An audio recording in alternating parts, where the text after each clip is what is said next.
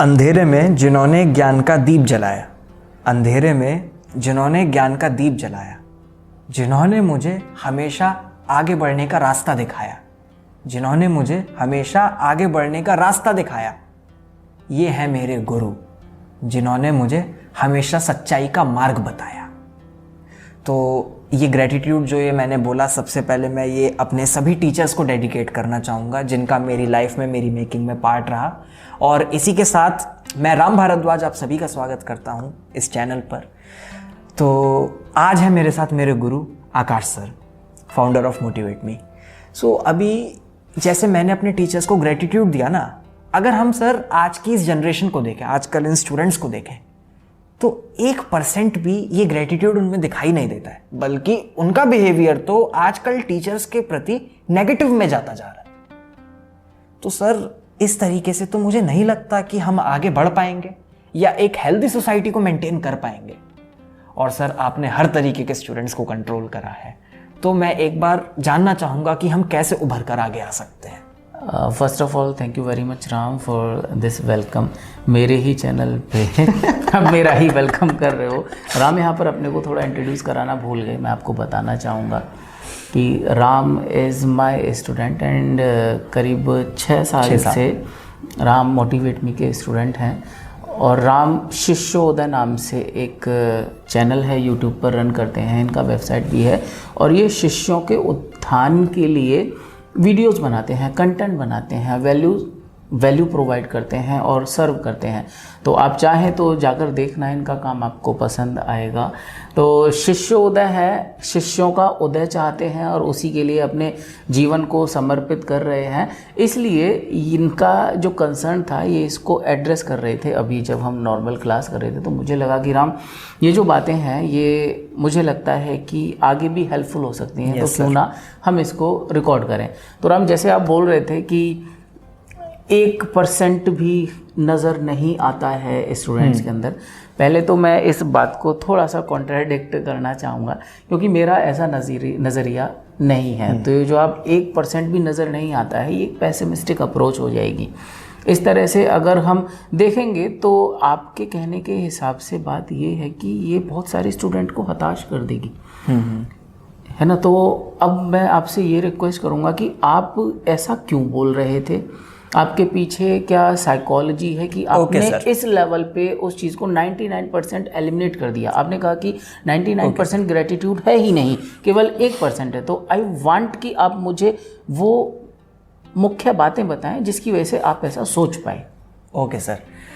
अच्छा सर, तो इसमें जो मुख्य बातें हैं, पहली तो यह सर, आजकल आपको पता है स्टूडेंट्स ने एक नया मोटो अपना लिया है। अब ये मोटो है, जो मेरे टीचर ने मेरे से बोला ये तो मैं बिल्कुल नहीं करूंगा, हाँ लेकिन जो उन्होंने नहीं करने को बोला है ना कि बेटा ये मत करना, ये मत करना, ये मत करना, ये तो मैं डेफिनेटली करूंगा।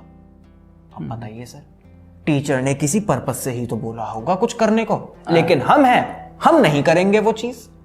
तो आप यहाँ पर स्टूडेंट्स की कमी बता रहे हो। Yes sir. मैं आपको यहाँ पर एक चीज़ शेयर करना चाहूँगा कि अगर मैं इस टीचर्स डे पर बात करूँ और राम में स्टूडेंट्स की ही कमियां निकाल दूं, तो मुझे लगता है कि ये गलती हो जाएगी।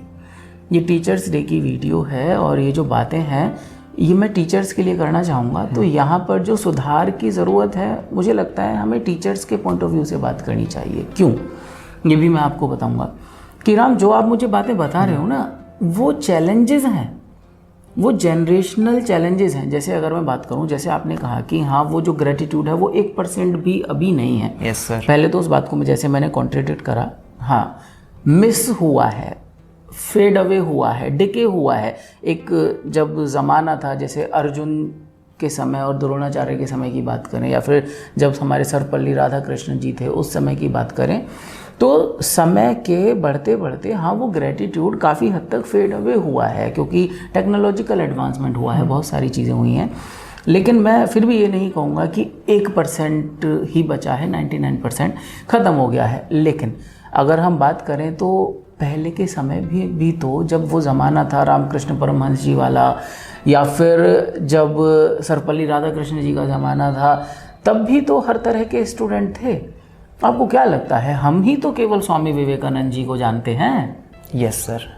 हम तो नहीं जानते कि उनके आसपास के जो मित्रगण थे वहाँ पर नंबर 1 का बिगड़ैल स्टूडेंट भी रहा होगा, वहाँ पर सब तरह के लोग रहे होंगे। यानी कि तब भी ऐसे लोग हुआ करते थे, तब भी ऐसे लोग थे जो ग्रेटिट्यूड नहीं रखते थे। ऐसा आज नहीं हुआ है। हाँ, आज परसेंटेज इंक्रीज हो गई है, लेकिन अब जो बात है उस पर थोड़ा सा गौर फरमाइएगा राम, कि तब भी वो टैक्टिक्स थी, उनको डील कैसे करना है, और आज भी वो टैक्टिक्स हैं। लेकिन कहीं ना कहीं हमारे जो टीचर्स हैं या हम जो टीचर्स हैं, हम शायद उन टैक्टिक्स को नहीं अपनाते हैं। Okay sir. तो मुझे लगता है कि आप जो क्वेश्चन मुझसे पूछ रहे हैं या आगे आप जो भी क्वेश्चंस पूछेंगे इस टॉक सेशन के दौरान, उसमें मैं स्टूडेंट्स की कमी नहीं बताऊंगा। हम ये मान लेते हैं कि स्टूडेंट्स ऐसे ही हैं, ये नेचुरल है। क्योंकि स्टूडेंट्स को सुधारने चल जाऊंगा तो मैं बताऊंगा टीवी बंद कर दो और यूट्यूब मत देखो, ये मत करो, वो मत करो, न जाने कितने सारे पैंतरे मुझे बताने पड़ेंगे। हम मान लेते हैं कि स्टूडेंट्स हमेशा से ऐसे ही रहे हैं। ओके। तब भी बिगड़े हुए स्टूडेंट्स थे, अब भी बिगड़े हुए स्टूडेंट हैं। तब जनसंख्या कम थी, अब ज़्यादा है। अब जनसंख्या बढ़ गई है। हम लोग सोशल मीडिया के थ्रू और बाकी चीज़ों के थ्रू ज़्यादा देख लेते हैं। तब भी गलत लोग हुआ करते थे, तभी तो ये मूवमेंट्स शुरू होते थे, तब भी लोग इस तरह के होते थे। तो राम, आज जो हम बात करेंगे वो टीचर्स के पॉइंट ऑफ व्यू से करेंगे। तो आपका जो पहला क्वेश्चन है, आप उसको एक बार रिफ्रेज कर दो शॉर्ट में, तो हम उसका आंसर फाइंड आउट करने की कोशिश करते हैं। Okay sir.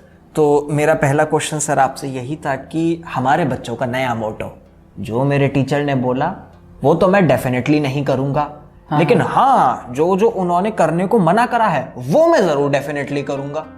हाँ ठीक है। तो राम, आप यहाँ पर जो बता रहे हो ना, वो ईगो पॉइंट ऑफ व्यू से बता रहे हो। आप कह रहे हो कि हमारे जो स्टूडेंट्स हैं वो कहीं ना कहीं टीचर को लेके ईगोइस्टिक हैं। Yes sir. उन्हें लगता है कि मुझे टीचर की बात नहीं माननी है। हाँ सर, उन्हें यही लगता है।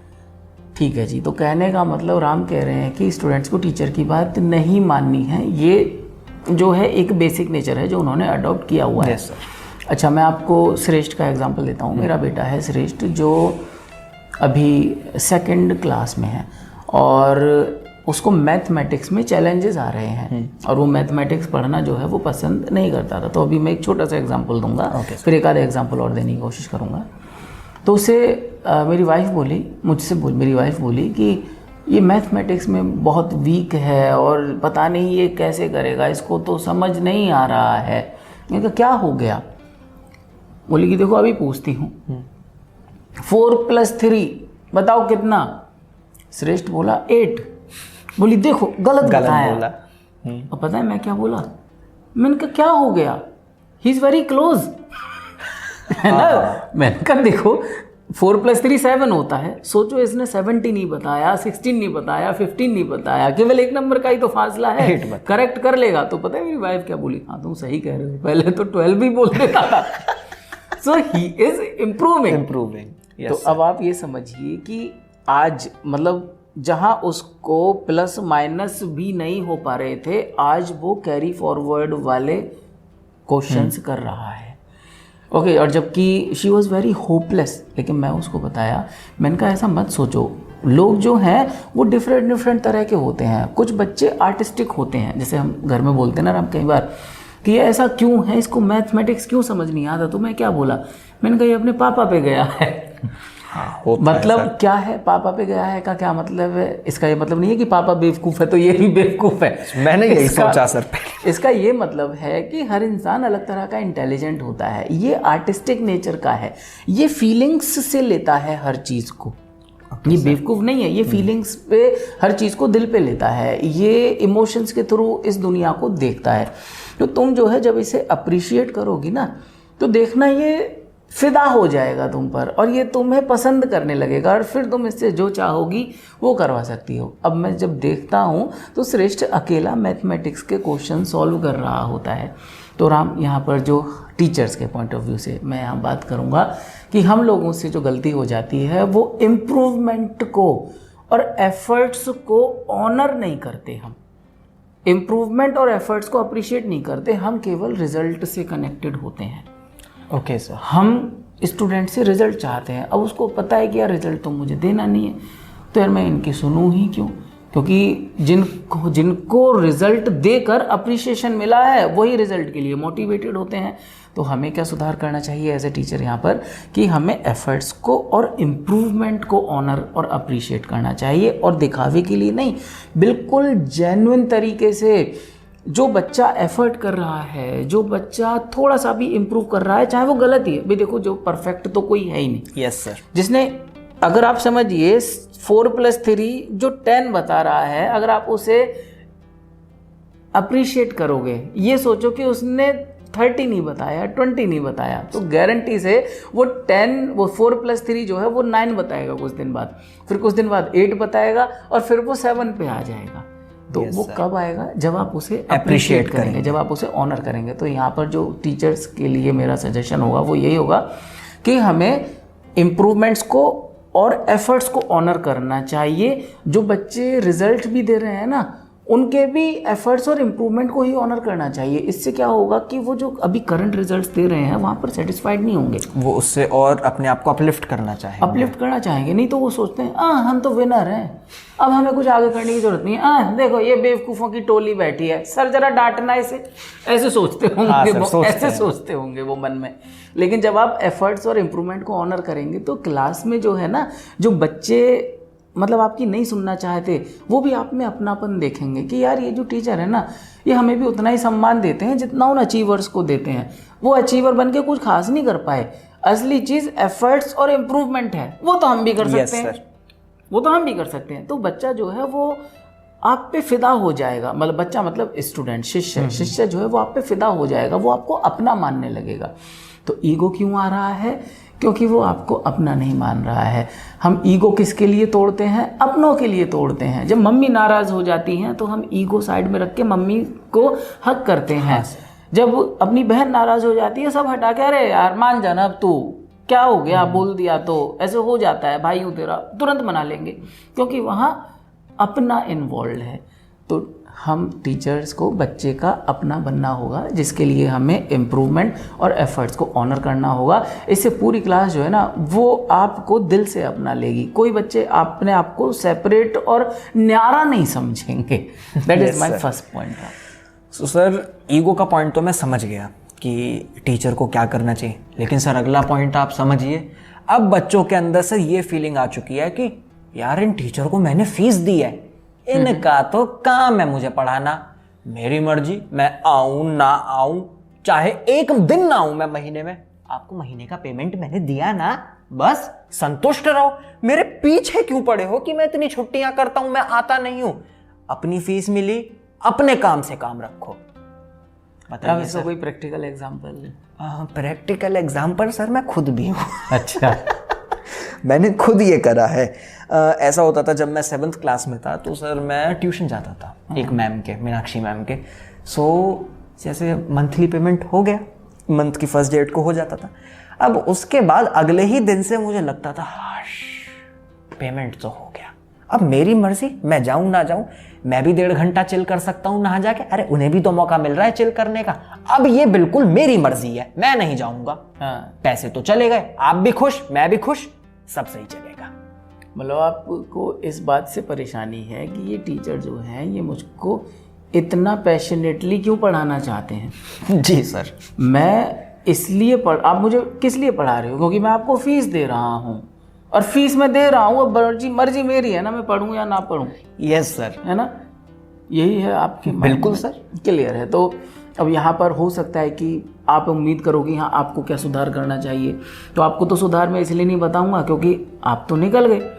हाँ, लेकिन तो ये क्वेश्चन इसलिए नहीं है कि आप में सुधार करना, ये क्वेश्चन इसलिए है कि किस तरह से आपके जैसे जो बच्चे आ रहे हैं उनमें बदलाव कैसे आ सकता है। तो यहाँ पर भी जैसे मैंने आपको बताया कि हम टीचर के पॉइंट ऑफ व्यू से चेंज करेंगे। जैसे पहले भी ऐसे ही लोग थे, तो हम वहाँ से कुछ पेडागोजीज हैं, कुछ स्टाइल्स हैं, किस तरह से हम जो बच्चे हैं, जो स्टूडेंट्स हैं, उनको इम्पैक्ट कर सकते हैं उसके कॉन्टेक्स्ट में। तो यहाँ जो आपने ना पैसे वाली बात बताई है, उसमें जो मुझे एज ए टीचर यहाँ नज़र आता है वो यहाँ ये है कि जैसे आपने ट्यूशन की बात बताई है। Yes sir. तो ट्यूशन की जो बात है, मुझे यहाँ लगता है कि देखो 2 पॉइंट ऑफ व्यू से एक इंसान ट्यूशन पढ़ाएगा। पहला, एक तो वो ट्यूशन पढ़ाएगा कि हाँ भाई उसको बहुत ज़्यादा नीड है। Yes sir. और दूसरा जो कि मेजॉरिटी ऑफ पीपल के साथ होता है कि उनको ग्रीड है, या तो नीड है या ग्रीड है।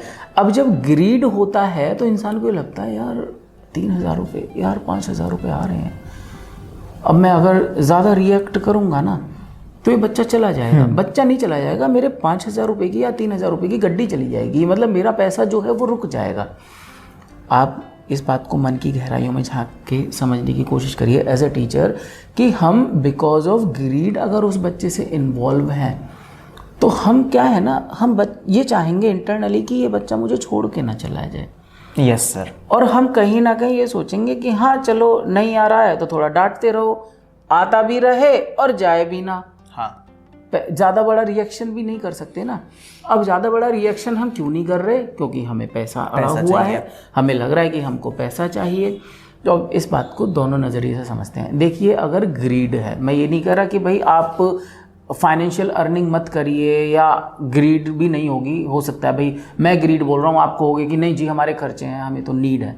जो भी है, नीड है या ग्रीड है, इतना तो आप भी जानते हो कि वो जो बच्चा है खाली वही आपके परिवार को नहीं चला रहा है। ये बात तो हमें भी समझनी पड़ेगी। यहाँ पर हमें बिल्कुल निश्चल भाव से उस पैसे को मन से त्यागना पड़ेगा। निश्चल भाव से उस पैसे को मन से त्यागना पड़ेगा। हमें ये सोच लेना पड़ेगा कि हमें ये पैसा चाहिए ही नहीं और हमें उस बच्चे को रिजेक्ट करना पड़ेगा। हमें ये करना पड़ेगा कि भाई बेटा हम आपको नहीं पढ़ा पाएंगे क्योंकि हमें मौका नहीं मिल रहा है पढ़ाने का, आप हमें मौका नहीं दे रहे, तो इसलिए आप अगले महीने से हमें फ़ीस मत देना। और ये मैं राम हाइपोथेटिकल नहीं बता रहा हूँ, आपसे भी मैंने कितनी बार बोला है ये बात, विनी से भी मैंने कितनी बार बोला है, सार्थक से भी बोला है। मैं अपने हर स्टूडेंट से ज़्यादा भी नहीं तो पूरे कोर्स में 2 बार ऐसा बोल देता हूँ। 1 साल के कोर्स में मैंने कहा जा यहाँ से, और फीस भी अच्छी खासी होती है। मेरा तो खर्चा उसी फीस से चलता है, मैं आपको ऑनेस्टली बताऊँ, मेरा कोई अदर बिजनेस नहीं है। ओके, तो मैं उनको बोलता हूँ डायरेक्ट, मेरे को नहीं पढ़ाना है, क्योंकि जो मेरा आपके लिए विज़न है ना, उस विज़न में मुझे नहीं लग रहा कि हम इस तरह से आगे पहुँच पाएंगे। तो प्लीज़ मेरा आपसे निवेदन है, मुझे अगले महीने फ़ीस नहीं चाहिए, इस तरह से तो बिल्कुल नहीं चाहिए। राम बच्चे कंटिन्यू करते हैं, पूरा कोर्स करते हैं, और उस मोमेंट के बाद वो अपना 10 टाइम्स एफर्ट्स देते हैं। क्यों? Because nobody wants to get rejected. कोई भी रिजेक्ट नहीं होना चाहता है, ये यहाँ पर साइकोलॉजी है। अगर हम रिजेक्ट करेंगे तो वो बंदा रिजेक्ट नहीं होना चाहता, क्योंकि आप समझिए वो तो खुद डिलेमा में है स्टूडेंट, वो तो उसको तो कुछ पता ही नहीं है सही है क्या है। लेकिन जब वो रिजेक्ट हो जाएगा उसे ये पता चल जाएगा कि यार कुछ सही हो या गलत हो वो नहीं पता, लेकिन रिजेक्ट होना ज़रूर गलत है मेरे लिए, क्योंकि अगर मैं रिजेक्ट हो जाऊँगा तो फिर मैं ना तो अंदर से सेटिस्फाइड रहूँगा, ना मैं किसी को जवाब दे पाऊँगा। दूसरी चीज़ यार, अब आप जैसे मैं साइकोलॉजी बताता हूँ, गर्लफ्रेंड बॉयफ्रेंड की साइकोलॉजी बताता हूँ, ये गर्लफ्रेंड बॉयफ्रेंड के कॉन्टेक्स्ट में नहीं, हर जगह लागू होती है कि हर इंसान उसी के पीछे भागता है जो उसको भाव नहीं देता है। जो उसको ज़्यादा भाव देता है ना, लोग उससे दूर भागते हैं। जी सर। तो आप एज अ टीचर अगर ज़्यादा भाव दोगे, बेटा पढ़ लो, बेटा ये कर लो, बेटा वो कर लो, तो वो आपसे दूर भागेगा। ओह ये तो मेरे पीछे पड़ गया, ये तो मुझे ज़्यादा ही पढ़ाने के चक्कर में है। आप उसके पीछे भागो ही मत। आपको पैसे भी त्याग दो मन से, उसे भी त्याग दो, बेटा माफ़ करना मैं अपना सर्वस्व देना चाहता हूँ लेकिन मुझे आपकी तरफ से अनुमति नहीं मिल रही है। बहुत मतलब रिस्पेक्टफुल तरीके से आप बोल सकते हो। मैं नहीं कह रहा कि आप ऐसी बदसलूकी करके उसे बोलें कि हाँ जा भाग जा और मेरी नज़रों से दूर हो जा, ऐसी भाषा नहीं बोलनी है। बहुत तहजीब से बोलेंगे तो उसको पता चलेगा, क्योंकि आप भी समझ रहे हो जिन बच्चों की आप बात कर रहे हो, वो जो फीस दे रहे हैं वो पेरेंट्स की मर्जी से दे रहे हैं। Yes sir. वो सारी चीज़ें कर रहे हैं। घर पे भी इन्फॉर्म कर दो उनके कि जी मैं अगले महीने से फ़ीस नहीं स्वीकार कर पाऊँगा। आप यकीन मानिए पेरेंट्स भी और बच्चा भी आप पे फिदा हो जाएगा, क्योंकि वो बच्चा तो अज्ञानता में ऐसा कर रहा है। रिजेक्ट होने से उसे कहीं ना कहीं रियलाइज़ होगा कि यार मैं रिजेक्ट नहीं होना चाहता, अगर मैं रिजेक्ट हुआ हूँ तो कुछ ना कुछ तो गड़बड़ है। और आपने पेरेंट्स से कह दिया, फीस लेनी बंद कर दी, तो आप तो साफ हो गए, आप तो बच गए। आपको दूसरा रास्ता मिलेगा, क्योंकि बिना मेहनत की कमाई तो एज ए टीचर आप भी नहीं कमाना चाहोगे। तो आप ये समझिए, जब मन में ये ठान लिया कि मेरे को बिना मेहनत का कमाना नहीं है और मेहनत करने का मौका मुझे मिल नहीं रहा, तो मैं इस कमाई को मैं रख ही नहीं सकता, मैं इसे अपने पास आने ही नहीं दे सकता।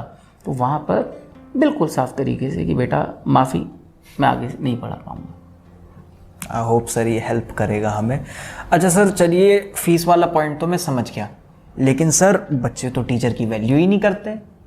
टीचर कुछ बोले ना बच्चों के मुंह से निकल जाए तो अरे यार इन टीचरों की कौन सुने। हमारे मम्मी पापा हैं, दीदी भैया, हम इनकी नहीं सुन लेंगे इनसे ज्यादा। इनकी सुन के क्या करेंगे, ऐसा क्या कर देंगे ये हमारी जिंदगी में, ये तो सब मतलब ही होते हैं, हम इनकी नहीं सुनेंगे। अब सर जो स्टूडेंट सुनने को ही तैयार नहीं है अपने टीचर की, आप उसे क्या कहेंगे? हाँ राम, यहाँ पर जो है मैं आपसे भी रिक्वेस्ट करूँगा थोड़ा समझने की कोशिश करना, क्योंकि हम टीचर हैं इसलिए हम टीच करना चाहते हैं। ये हमारी मेरे ख्याल से प्रॉब्लम है, क्योंकि हम टीचर हैं इसलिए हम टीच करना चाहते हैं। राम, अभी तक जो भी आपने क्लास करी है, मैंने शायद आपको और सार्थक को बोला भी था और मैंने बाकी स्टूडेंट्स को भी बोला है, मैंने बोला था I am not more intelligent than you. हाँ सर, ये I am as intelligent as you and as fool as you are. तो मैं उतना ही बेवकूफ़ हूँ जितने आप बेवकूफ़ हो, और उतना इंटेलिजेंट हूँ जितने आप हो। तो जितना इंटेलिजेंटली आप बिहेव करते हो मैं भी उतना इंटेलिजेंट हो जाता हूँ, जितना हंसी मजाक आप करते हो मैं भी उतना ही हंसी मजाक करता हूँ। तो हंसी मजाक से मैं यहाँ ये नहीं कहना चाह रहा कि आप क्लास में हंसी मजाक करो, लेकिन इस पॉइंट को समझने की कोशिश करते हैं कि मैं पढ़ाना नहीं चाहता। मतलब इसका ये नहीं है कि मैं काम से बचना चाहता हूँ, please don't take this otherwise. मतलब मैं हूँ तो teacher, but I don't teach you. मैं आपको पढ़ाता नहीं हूँ, मैं किसी भी बच्चे को नहीं पढ़ाता हूँ, मैं आपको ऑनेस्टली बताऊँ। मैंने एक और क्वेश्चन है जो आप सबसे पूछा हुआ है, एक बार ऑनलाइन क्लास में पूछा था शायद, कि Ram tell me who has learned the most in motivate मी।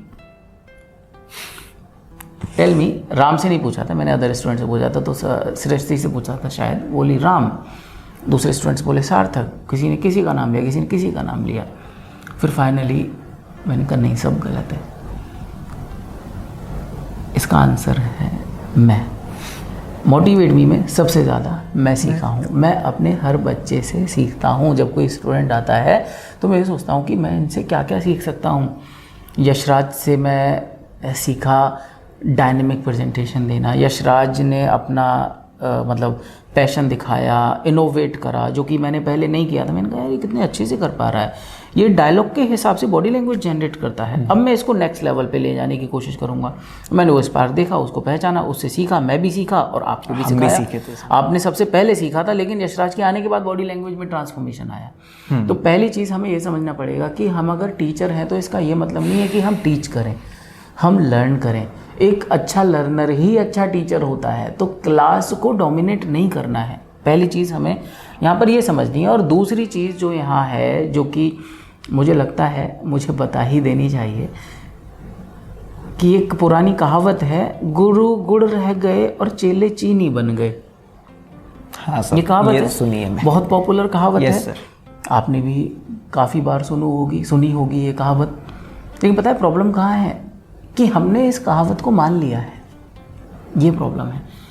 हम कहीं ना कहीं, आप अगर ये कहावत बोलते हुए सुनोगे ना लोगों को, तो ये कहावत ताने के तौर पर बोली जाती है। इट्स नॉट कहावत that is inspiring us, it's कहावत that is heart, that is breaking our heart. अगर किसी को, गुरु को ये कहावत बोलोगे ना, अरे भैया गुरु गुड़ रह गए चले चीनी बन गए, जब भी बोलोगे तो इसका मतलब you are speaking this thing in somewhere insulting way. Negative है सर, ये नेगेटिव है। हाँ। ये नेगेटिव है। और इससे ज़्यादा नेगेटिव ये है कि अननोइंगली, सबकॉन्शियसली हमने इस बात को माना हुआ है कि हाँ चेले चीनी बनते हैं और गुरु गुड़ रह जाते हैं। ये प्रॉब्लम है। Yes sir. और इसीलिए सबने ये बात जो मानी हुई है ना, इसीलिए जो टीचर्स हैं उनको वो रिस्पेक्ट नहीं मिलती है। हम लोगों ने ये बात मानी हुई है कि हम तो गुड़ ही रहने हैं, चेले चीनी बनेंगे। हमें एक्चुअल में इस कहावत को पलटना है, इसको रिवर्स करना है। चेलों से पहले गुरु चीनी बनना चाहिए। गुरु जो है वो सब सारा ज्ञान जानता है, सब कुछ जो है उसको अच्छे से पता है, वो दूसरों को सिखाने चला है। अरे वो उस सब्जेक्ट की, उस टॉपिक की इतनी गहराई में है कि वो कुछ इन्वेंट कर सकते हैं गुरु। वो कुछ इनोवेट कर सकते हैं, वो कुछ ऐसा कर सकते हैं that will create difference in the society, that will become inspiring not only for the school but for the entire nation. लेकिन हमारे जो गुरु हैं वो थोड़ा सा एक गलती करते हैं कि बस सब्जेक्ट आ गया, बोर्ड पे बिना पढ़े किताब में से सारे सवाल छाप देंगे चौक लेके। Yes sir. 2-4 जो पैटर्न क्वेश्चंस हैं या जितने भी क्वेश्चंस हैं इस बुक और इस बुक के, उन्हें हम खड़े खड़े आंसर कर सकते हैं, यही हमारी मास्टरी है और यही हमारी सीमा। यहाँ पर हमसे ये गलती हो जाती है, हम इन्वेंशन, इनोवेशन उन सब की तरफ कभी सोचते भी नहीं हैं, जिसकी वजह से जो हमारे टीचर्स हैं, हम लोग एक प्रोफेशनल टीचर तो बनते हैं, प्रोफेशनल मतलब जो पैसा लेके पढ़ा रहा है, स्टूडेंट के नज़रिए में हम एक टीचर प्रोफेशन की तो इमेज बना पाते हैं, लेकिन एक इंस्पायरिंग टीचर नहीं बन पाते हैं। तो आप खुद समझिए, एक टीचर जिसको स्कूल में स्टेज पे अलग सम्मान मिल रहा है क्योंकि उन्होंने कुछ इन्वेंट किया है, क्योंकि उन्होंने कुछ ऐसा काम किया है जिससे बहुत सारे बच्चों की हेल्प हुई है, क्योंकि वो जो है सोसाइटी में उनके एक्स्ट्रा ऑर्डिनरीनेस के लिए स्पेशली ऑनर्ड है। आप बस ये बता दीजिए, क्या बच्चा उनको भी उसी नज़रिए से देखेगा जिस नज़रिए से अभी आप बोल रहे थे? नहीं सर, उनकी रेस्पेक्ट कहीं ना कहीं हायर लेवल पर होगी। हायर लेवल पे होगी, यानी कि आप ये समझिए कि हमने यहाँ पर, क्योंकि आप अगर बच्चे को बदलने की बात करेंगे ना तो हम फंस गए, फिर ये एक विशियस साइकिल है जो कभी ख़त्म नहीं होगी, आपकी स्ट्रेटजी सारी नाकामयाब हो जाएंगी। यहाँ पर हम गांधी जी से सीखते हैं, be the change you want to see in the world, Gandhi ji ने कहा था ये। ओके, हम गांधी जी को फादर ऑफ नेशन मानते हैं, तो राम मुझे यहाँ लगता है कि हम टीचर्स को बदलाव स्टूडेंट्स में नहीं अपने अंदर करना है। हमारे स्टूडेंट्स हमेशा हमें सुनना चाहते हैं, but we want to be inspiring enough, we want to do something that is difference making. And now good part is that कि हमारे पास सब कुछ है। If you have got something different as a teacher, you have your mobile. ज़्यादातर teachers के पास अच्छा महंगा मोबाइल है, कम से कम 21,000, 15,000, 18,000 का। सभी के मोबाइल में वीडियोस बनाई जा सकती हैं, सभी कुछ ना कुछ एक्स्ट्रा कर सकते हैं, लेकिन कितने करते हैं सर? नॉट इवन 1% आयल से जो भी करते हैं उनकी वैल्यू है। हाँ सर, उनकी लेकिन एक अलग पहचान होती है उनकी स्टूडेंट्स के बीच। हाँ, तो क्योंकि स्टूडेंट्स उनसे चाहे ना चाहे वो इंस्पायर हो रहे हैं, तो हमें प्रोफेशनल टीचर नहीं, हमें इंस्पायरिंग टीचर बनने की ज़रूरत है यहाँ पर। सर मतलब सीरियसली, मैं जिस नज़रिए से इन प्रॉब्लम्स की तरफ देख रहा था, या जो भी स्टूडेंट्स या जो भी लोग इस वीडियो को देख रहे हैं, वो जिस नज़रिए से इन प्रॉब्लम्स की तरफ देख रहे होंगे ना, आपने कंप्लीटली सर इन सभी प्रॉब्लम्स को एक अलग डायरेक्शन से आज एक्सप्लेन करा। और रियलिटी में वो लगता भी है कि हाँ, अगर इस तरीके से हम चले तो हम इन प्रॉब्लम्स को सॉल्व कर सकते हैं। बस सर एक लास्ट क्वेश्चन है मेरी तरफ से स्टूडेंट्स के लिए, स्टूडेंट्स की तरफ से। सर वो सिचुएशन क्या जब टीचर क्लास में खड़ा हो, वो पढ़ा रहा हो, एक स्टूडेंट खड़ा हो और नेगेटिवली बोले, अरे हमें नहीं आ रहा समझ में, क्या पढ़ाते हो आप, आता है आपको पढ़ाना, कहाँ से पढ़ाई करी है आपने? अब सर ऐसे में टीचर क्या फील करेगा? या सर वो धमकियां जो स्टूडेंट्स आजकल देने लगे, बाहर मिलो आप, मिल जाइयो कभी बाहर मुझे, फिर मैं बताता हूं आपकी, बना दूंगा आपको एक दिन में मास्टर। अब टीचर क्या करे सर? ये तो वैसे तो बहुत पेनफुल है, और एज अ टीचर अगर आप इस वीडियो को यहाँ तक देख रहे हैं तो मुझे लगता है कि आप सोचोगे कि अच्छा, इस मामले में भी हमें ही बदलना है। अच्छा जी, अब क्या बताओगे हमें, क्या बदलाव करना चाहिए? अब क्या बताओगे हमें? ये तो स्टूडेंट्स की ही डायरेक्ट गलती है, ये तो उन्हें ही बदलाव करना होगा। लेकिन आप एक चीज़ समझने की कोशिश करिएगा, ये थोड़ा सा डिफ़िकल्ट होगा एक्सेप्ट करना हमारे लिए एज अ टीचर, लेकिन क्या पहले गुंडे प्रवृत्ति के लोग नहीं हुआ करते थे? क्या पहले ये सारी चीज़ें नहीं हुआ करती थी? ये सारी चीज़ें हमेशा से चलती आ रही हैं। और आप इस बात में हैरान मत होना कि हाँ, मैं टीचर्स में बदलाव की डिमांड क्यों कर रहा हूँ। इसलिए डिमांड कर रहा हूँ क्योंकि टीचर्स ही तो नेशन बिल्डर हैं। Yes sir.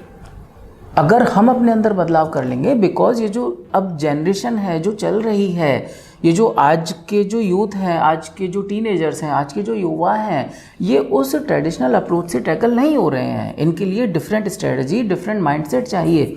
उस माइंडसेट के पॉइंट ऑफ व्यू से अगर हम टैकल करेंगे, अगर हम डील करेंगे, तो हमारा भी भला और उनका भला करने की तो रिस्पॉन्सिबिलिटी हमारी है ही। तो अगर हम स्टूडेंट्स के पॉइंट ऑफ व्यू से बात करेंगे तो कहीं ना कहीं यहाँ पर क्लैशेस और फाइटिंग स्पिरिट आ जाएगी। Yes sir. जो कि हमें नहीं चाहिए। लेकिन अब थोड़ा सा आप एक बात समझिएगा, जिस स्टूडेंट्स के आप एग्जाम्पल ले रहे हैं, जिस तरह के स्टूडेंट्स के आप एग्जाम्पल ले रहे हैं, वो ऐसा जब बोल रहे हैं क्या उनके मन में फाइटिंग स्पिरिट है? हाँ सर, उनके मन में फाइटिंग स्पिरिट है। आप कैच कर गए, आप कैच कर गए इस बात को। यानी कि ये फाइटिंग स्पिरिट ऐसा तो है नहीं कि अचानक से आज वो भांग का लड्डू खा के आया था या ड्रग्स लेके आया था वो और खड़ा हो गया और खड़े होके उसने टीचर को बोल दिया कि तुझे तो मैं देख लूंगा, तू बाहर निकल। और नहीं, ये तो सर बहुत दिनों में बिल्डअप होती है। Very nice. यानी कि एक टीचर इतना सेंसिबल तो होता ही है, उसको पता है कि मैं क्लास में एक ग्रुप को अपने विरोध में खड़ा कर रहा हूँ, और ये एक दिन में नहीं होता है, ये प्रोसेस के साथ होता है। यहाँ पर एज ए टीचर हमें रिक्वायर्ड है कि हम क्लास में हार्मनी बिल्ड करें, क्लास में विरोधाभास बिल्ड करें ही ना। अब आप कहोगे कि अच्छा, इसका मतलब वो चाहते हैं कि गुंडागर्दी करी जाए, उनके हिसाब से क्लास चलनी चाहिए, तो क्या हम क्लास में गुंडागर्दी करें, उनके हिसाब से क्लास चलाएं? तो यहाँ पर एक गोपाल सर हैं, मेरे मित्र हैं, he is vice principal in one of reputed schools. तो ही शेयर्ड कि आकाश भाई, मेरा मानना है कि एक टीचर है ना, वो मदारी होना चाहिए, मदारी। और टीचर के अंदर इतने गट्स होने चाहिए कि उसके इशारे पर क्लास के जो सारे बंदर हैं ना, वो नाचने चाहिए।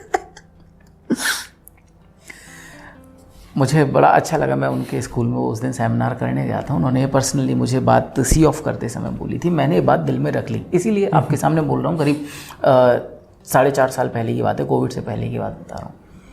तो कहने का मतलब, हम टीचर्स जो हैं, हम अपने आप को मदारी की जगह भिखारी बनाते हैं। ये टर्म मैंने अभी मन में आई और ऐसे ही बोल दी, अब मैं इसको जस्टिफाई करूँगा। बिकॉज वी डिमांड ऑनर, हम ऑनर को डिमांड कर रहे हैं, जबकि वी शुड कमांड ऑनर। हमें ऑनर को कमांड करना चाहिए। तो हमको जो है स्टूडेंट्स के लिए अनप्रेडिक्टेबल होना होगा। अरे वो तो चाहता ही है कि आप उसके विरोध में खड़े हो, जो वो प्रेडिक्ट कर रहा है वो हम क्यों करें? उसके तो पास जाके उसके कंधे पे हाथ रखे कि भाई आप जब ऐसे बोलते हो ना, मुझे अच्छा लगता है ना। पहली बार में वो आपको मतलब डिसऑनर नहीं करेगा, ना ही अब्यूजिव लैंग्वेज यूज़ करेगा, ये धीरे धीरे उस चीज़ को बिल्ड होने ही ना दें। भाई पानी को काय को 99 डिग्री भी पहुंचने दिया, जब 100 डिग्री पे वो बॉइलिंग वाटर बन जाएगा, तो 99 डिग्री भी मत पहुंचने दो। हम क्या करते हैं कि 99 डिग्री तक जो है वो टेम्परेचर को बढ़ने देते हैं। एज ए टीचर क्लास के लीडर कौन है? हम हैं। और हमें पूरी क्लास का टेम्परेचर पता होता है, हमें पता होता है कि आगे की बेंच का टेम्परेचर ये है, उस ग्रुप का टेम्परेचर है वो उबल रहा है। और हम क्या करते हैं, हम फाइटिंग स्पिरिट क्लास में बिल्ड करते हैं। और एक लॉन्ग टर्म तक जब हम उस फाइटिंग स्पिरिट को बिल्ड करते हैं, तो कहीं ना कहीं वो जो वाटर है वो 0 से 99 डिग्री तक, और फिर एक दिन 100 डिग्री पहुंचकर बॉइलिंग वाटर बन जाता है। और उस दिन वो सिचुएशन अराइज होती है जो आप बोल रहे हो, जो हैरासमेंट वाली सिचुएशन है, जिस दिन बच्चा खड़े होकर टीचर को कुछ ऐसा बोल देता है जिसकी वजह से मुद्दे बन जाते हैं, बड़ी बड़ी चीज़ें बन जाती हैं। तो यहाँ पर एज ए टीचर हमें जो सुधार करने की ज़रूरत है, दैट वो तो बच्चे हैं, वो तो उन्हें तो पता ही नहीं है, हम उनसे क्यों ये विरोधाभास करें, क्यों हम फाइटिंग स्पिरिट को प्रमोट करें, क्यों हम ऐसा जन्म दें? बल्कि हमें तो मदारी बनना चाहिए, हमें तो खिलाड़ी बनना चाहिए। किस चीज़ का खिलाड़ी? इमोशंस का खिलाड़ी, टेम्परेचर का खिलाड़ी। क्लास में कैसी वाइब्स होंगी उसका कंप्लीट कंट्रोल हमारे हाथ में होना चाहिए। और इसके लिए आता है self development, personal renewal, personal upliftment, personal transformation. अगर आप चाहें तो आप गुरु वेद में जाकर आप एक्सप्लोर कर सकते हैं, मोटिवेट मी की वेबसाइट पर जा सकते हैं, हमारे प्रोग्राम्स को ज्वाइन कर सकते हैं। They will help you become a dynamic, inspiring, transformational, extraordinary and extraordinary teacher and a heartthrob of your students. उसमें हेल्प मिल सकती है। जो फाइनली मुझे लगा कि अगर एज अ टीचर आप इस चीज़ को देख रहे हैं तो मे बी आप ऐसा कुछ करना चाहते हो, बिकॉज मैंने राम लाइफ में एक चीज़ मानी है। मेरे ख्याल से आपके सारे क्वेश्चंस खत्म हो गए हैं। Yes sir. तो यहाँ पर मैं कंक्लूड करूँगा आपके साथ कि मैं जब भी कोई टीचर यहाँ पर ज्वाइन करते हैं मोटिवेट मी में तो या इंक्वायरी करने आते हैं तो मुझे बहुत खुशी होती है और मैं उनको एक सेंटेंस बोलता हूँ हमेशा, जो मैं यहाँ बताऊँगा कि I am so much happy, I am so much glad, I am so much inspired to see you कि आप लाइफ में अब टीचर बनने के बाद, सेटल होने के बाद अपने पर्सनल डेवलपमेंट को लेकर इनिशिएटिव ले रहे हैं और मोटिवेट मी में आए हैं।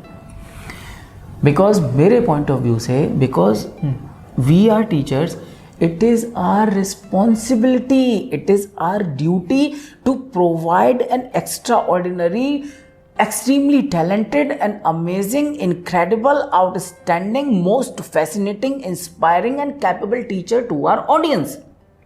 But what we do, let's question ourselves, are we that incredible, outstanding, amazing, fabulous, heart-winning teacher? Then आप मन में जानते हो कि आपका जवाब क्या है। But please try to understand on this teachers day हमें क्या करना चाहिए। वी शुड प्रॉमिस आवरसेल्व्स कि हम अपनी ऑडियंस को, मतलब अपने स्टूडेंट्स को, अपने अंदर एक extraordinary, fabulous, incredible, amazing, wonderful, heart winning teacher provide करें। अपने आप को उस लेवल पे लेके जाएं जिस पे वो स्टूडेंट्स फ़िदा हो जाएं, और वो फ़िदा जब आप पर हो जाएंगे आपको अपना लेंगे। आप यकीन मानिए कि कोई सी भी जनरेशन हो, कोई सी भी सदी चल रही हो, कोई सा भी दशक चल रहा हो, वो स्टूडेंट्स जो हैं वो कैसे भी रूप में आपके पास आए हों वो बदल जाएंगे, जैसे डाकू अंगुलीमाल बदल गया था। हाँ, गौतम बुद्ध वाली कहानी सर। चलिए, बहुत बहुत धन्यवाद आपका। उम्मीद है ये video as a teacher helpful है और इस टीचर्स डे पर कुछ टीचर्स के साथ अगर हो सके तो इसको शेयर करिएगा।